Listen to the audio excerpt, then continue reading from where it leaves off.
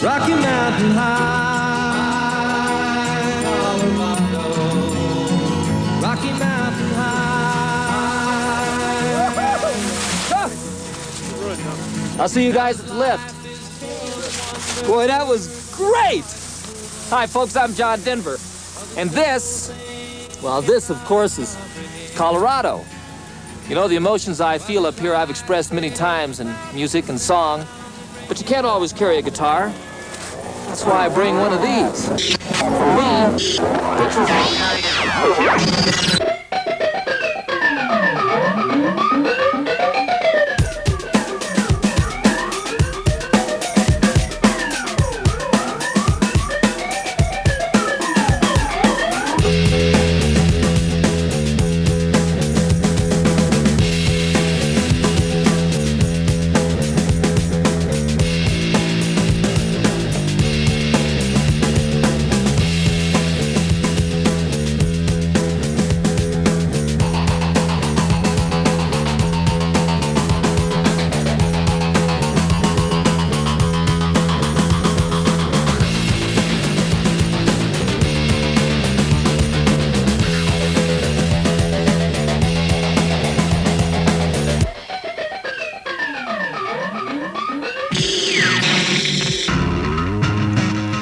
Creating video games used to be a one-man show, but now it requires a team of experts, which includes animators, designers, artists, and programmers.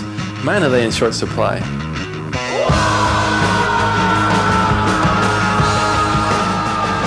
Building Shiny has taken over 10 years, with each member being handpicked from around the globe.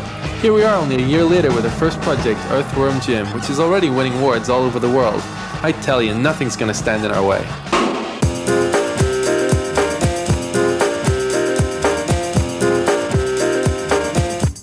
I have an itch on my butt.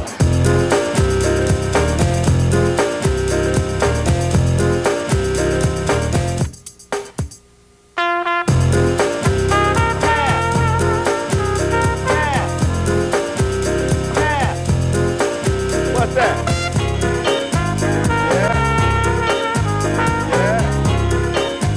Yeah. Funky.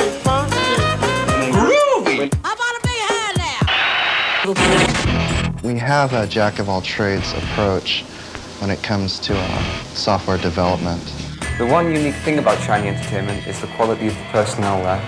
Everybody's been handpicked and they're all the top in their industry.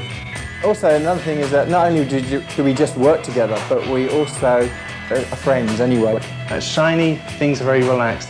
We all trust each other. We all know we're going to work well with each other. We all know we're going to work hard. I think there's a lot of pride in our game in that we did it all ourselves. There was no outside intervention or outside help or people telling us what to do and how to do it. Shiny's team uses a dynamic design process. This only works when each team member can be completely relied upon to generate highly innovative concepts. The final result is highly polished software. That's what Shiny's about. A little. Well, for this game, we created like a whole world that's inhabited by all these different characters, and we created far more information than you would really need to create a game. So we all have a feeling of like what the worlds are like and what the characters would do in certain situations. And I think by creating more information than you need, the world becomes more believable each little bit that you show it.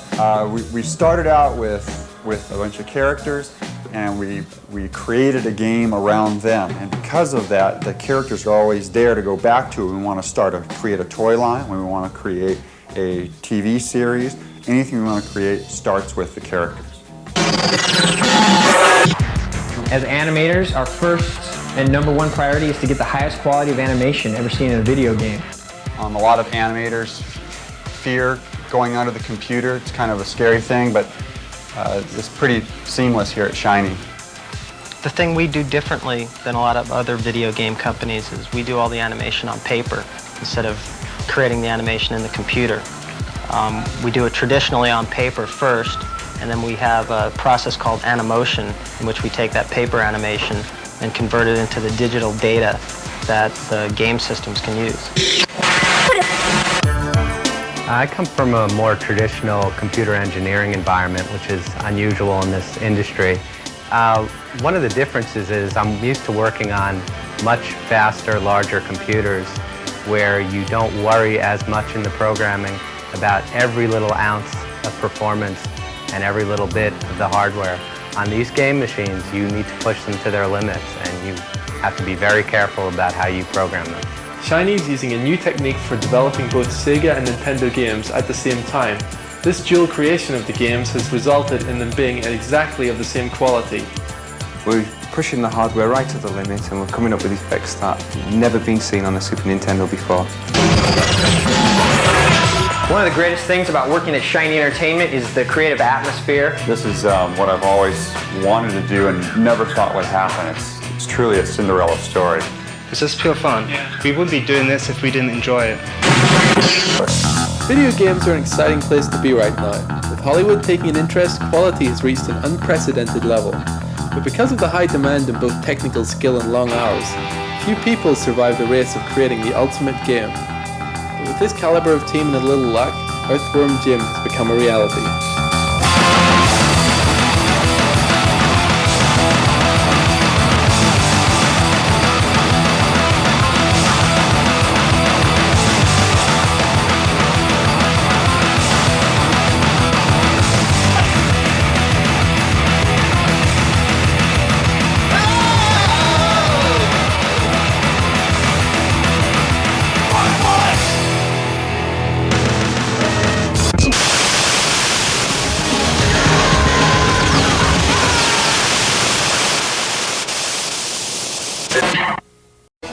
Earlier this year, Violet went to Laguna Beach in California to meet a real superstar of the computer games world.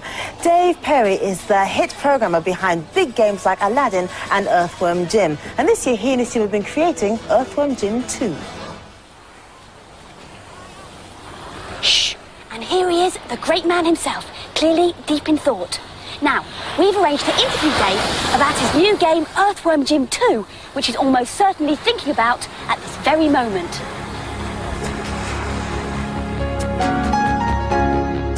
I'd just like to thank the Academy for this honor.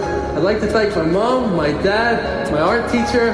This is a very proud moment for all of us. The Brits are coming!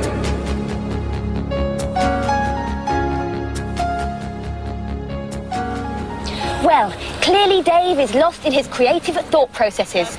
So, while we're waiting, let's have a look at how Earthworm Jim 2 is coming along. Bursting onto the screen this Christmas, The Worm is back. The sequel is packed with new features and crazy creatures, with pig shoots and granny movers, just two of the devious new perils that the worm has to slither past. Everyone has their favourite level, but apart from the unicycling maggots, what tickles Dave's fancy? Dave?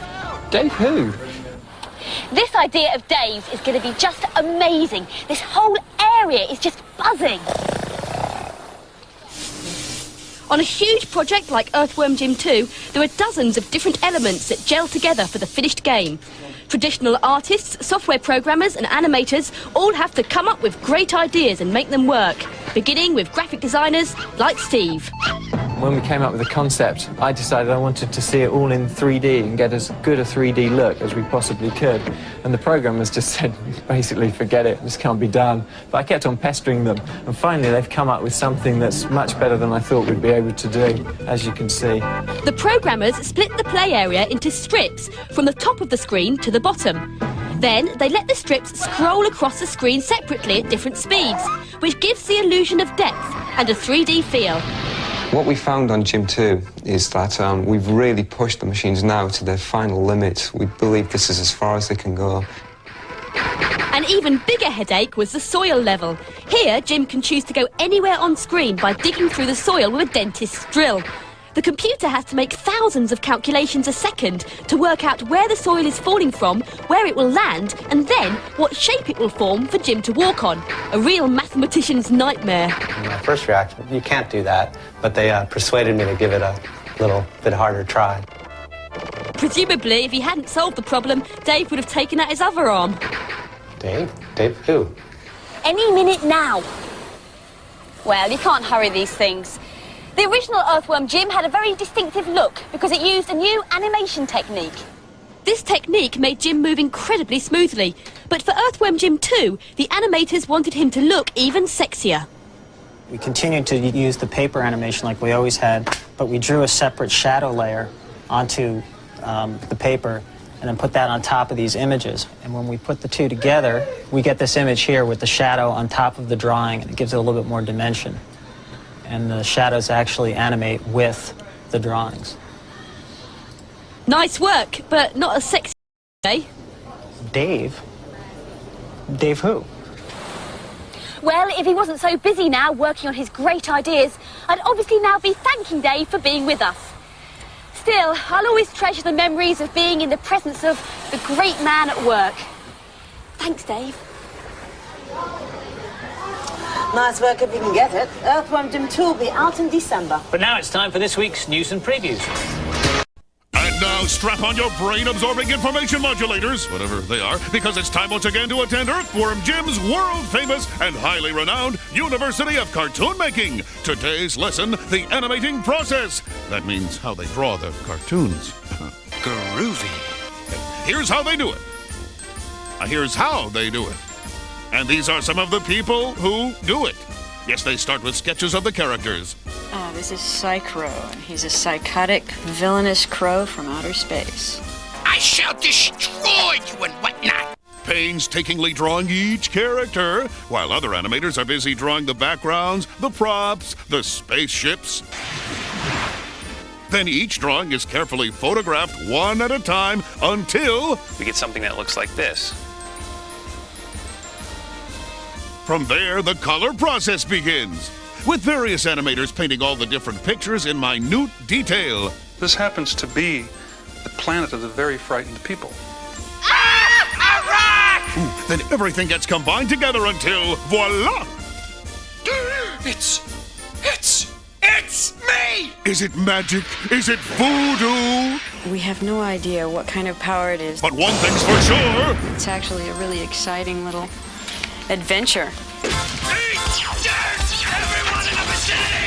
And there you have it, the animation process from start to finish. And now, just to see if you've been paying attention, here's a trivia question. If you get the answer right, you could win your very own cybernetic super suit, which will give you the same superhero powers as Earthworm Jim himself. Oh, goody. What deadly and destructive martial art is Earthworm Jim an expert in? The seemingly improbable but nevertheless factual answer right after Day of the Fish.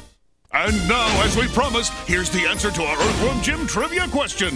What deadly and destructive martial art is Earthworm Jim an expert in? Lip Jitsu! Hey, this calls for Lip Jitsu!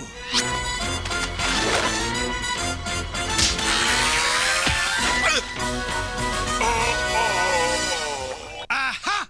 I knew it! If you knew the answer, you could be wearing your very own Earthworm Jim cybernetic superhero suit by 1 o'clock tomorrow afternoon. Of course, you'll have to go to the planet Argon to get it.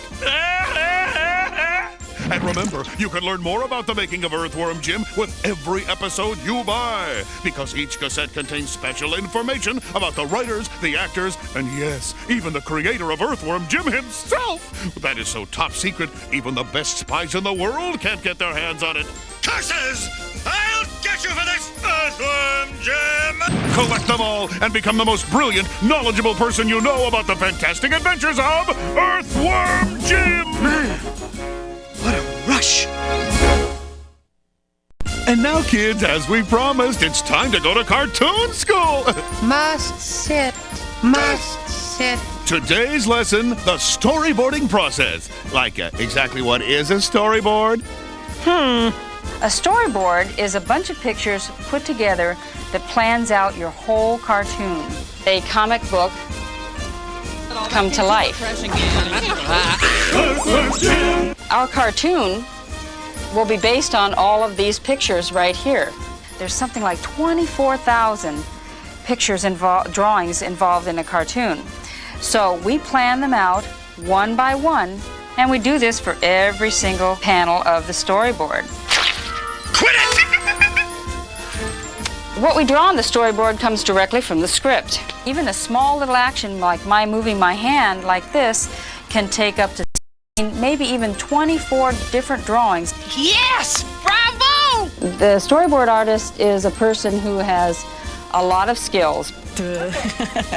So we want to make sure that everything's just right. And yet somehow groovy.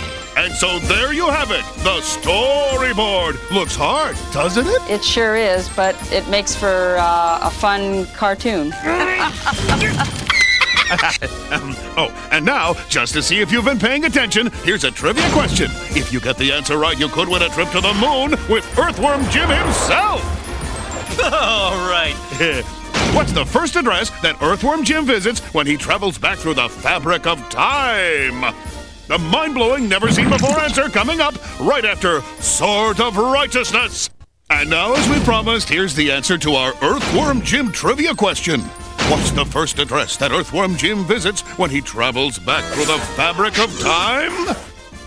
The Gettysburg Address. 47 years ago. Aha!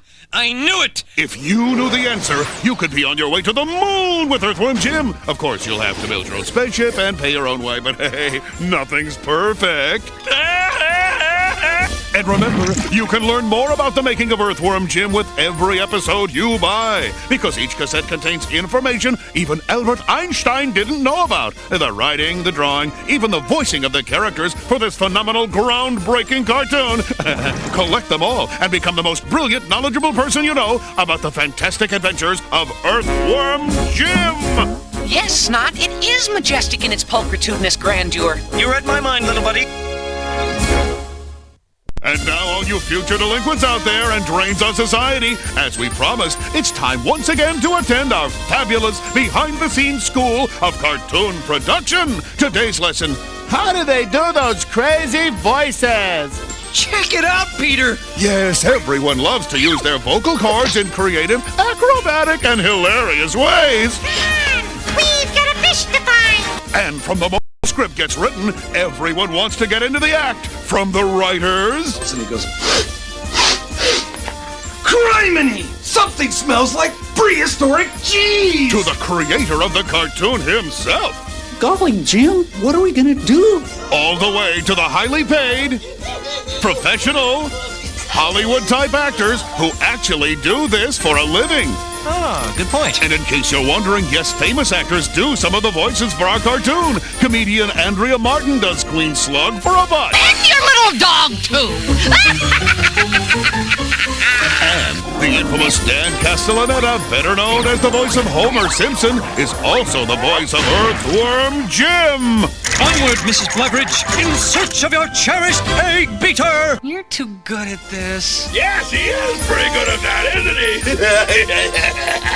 Ooh, oh, looks like fun, doesn't it, huh? Can you believe grown people actually get paid big bucks to do this stuff? Well, I've got to get back to doing voices. And there you have it. Voices, voices, voices. Groovy. And now, just to see if you've been paying attention, here's a trivia question. Get the answer right and you could win an all-expenses-paid vacation trip to the tropical paradise of Barbados with the actual space crickets themselves. Okay, what is Mrs. Blubberidge's horrifyingly gruesome cosmetic secret? The totally absurd yet hypothetically correct answer coming up right after the Egg Beater. And now, as we promised, here's the answer to our Earthworm Jim trivia question. What is Mrs. Blubberidge's horrifyingly gruesome cosmetic secret? She's bald and wears a fakey wig. Luckily, your incredibly fakey wig clogged the mechanism, saving your brains from suckage most foul. Aha!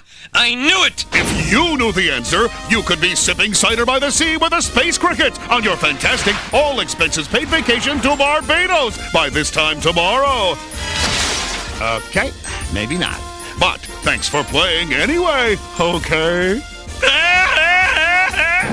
And remember, you can learn more about the making of Earthworm Jim with every episode you buy, because each cassette contains vital, earth-shattering facts about the writing and drawing of this miraculous, life-saving cartoon. Collect them all and become the most brilliant, knowledgeable person you know about the incredible adventures of Earthworm Jim. Hey, you missed my dramatic moment. Tough noogies. We'll get it next time.